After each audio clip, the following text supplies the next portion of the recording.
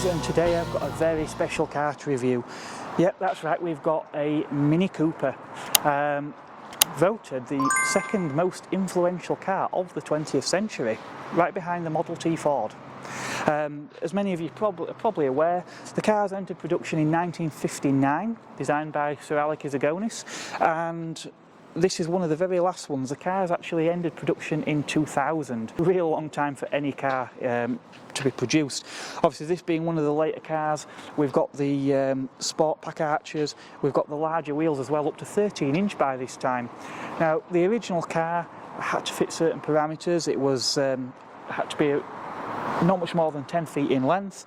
The original cars had 10-inch wheels as well. Smaller wheels increase in interior space, or that was the thinking.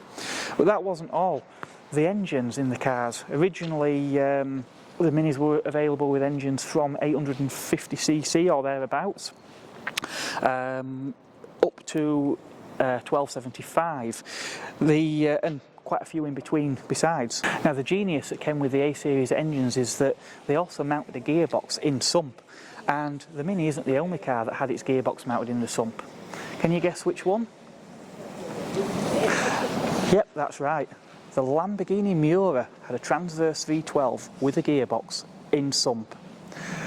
It's great for saving space. The only problem is, I know in the Miura at least, it shared the oil with the engine, so if you grated the gears, really you needed to do an oil change. These are also characteristic that they've got that sort of a whine to the gearbox as well. The Cowley factory produced Minis from 1959 to 69, but the Longbridge factory produced the cars all the way from launch in 59 right to the last cars in the year 2000. The cars were generally equipped with a 4-speed gearbox, but on the very, very last cars, some were available with the option of a 5-speed gearbox, on such as the Cooper S5. The original Mini Coopers were produced from 1961 to 71, and they had a whole variety of different engine configurations, some of which were for rallying, some were road cars, and there were certain ones for particular classes of saloon car racing as well. And they do vary greatly in price these days, anything from about £15,000 up to about £40,000, depending on the rarity and desirability of the model.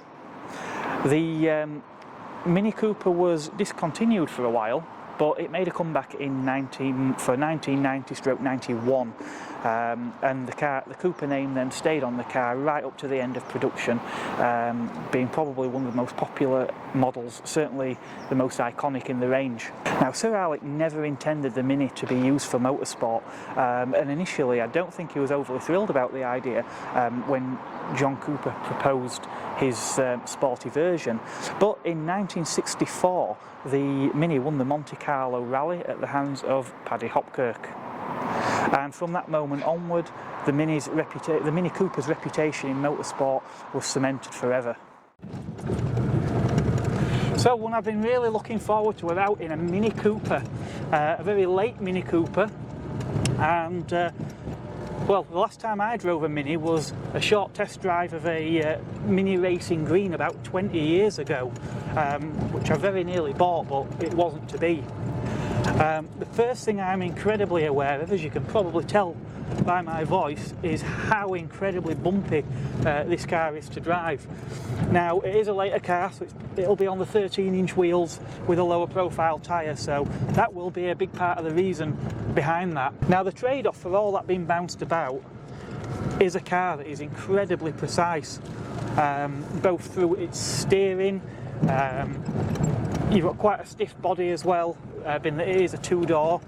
You've got a very short wheelbase on this car, a wheel in every corner, and the 1275cc engine does actually pick its heels up when you really want it to go. Pedals are quite nicely positioned, but these for towing and heeling as well. You can flip the throttle and down into second, really positive. A little slalom course here. And the Mini should lap this up in so small. One thing I will say is that surprised me is how heavy the steering is.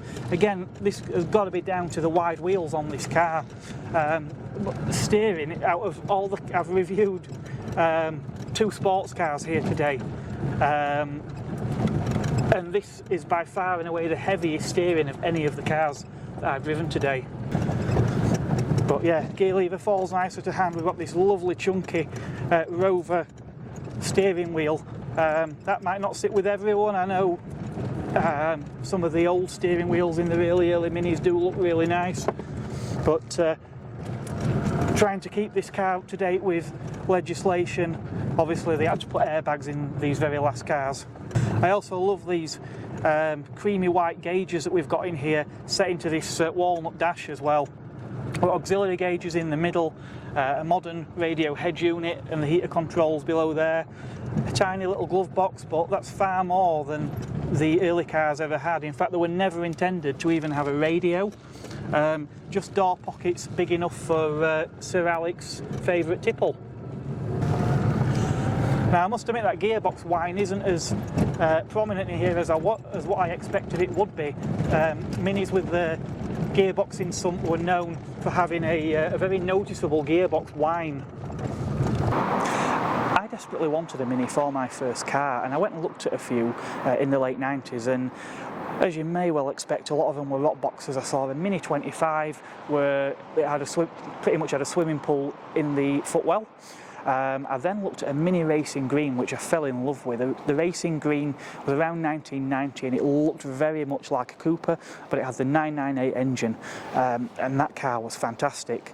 But the owner was going to knock quite a bit of money off the car for me rather than MOT it, and something just didn't seem right. Alarm bells rang and I had to walk away. Until today, I've never got back in a classic Mini. I've not got back in a classic Mini since, until today that is. If you've enjoyed what you've watched today, please do consider liking and subscribing, because there will be more videos of this nature.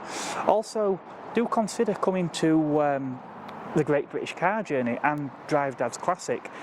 For many of us, we would never get the opportunity to experience these fine cars, and I think it's fantastic what they're doing here. And you can book either 1, 2 or 3 car packages from 3 different groups, everything from smaller, cheaper, very run-of-the-mill cars up to luxury cars such as a Rolls-Royce.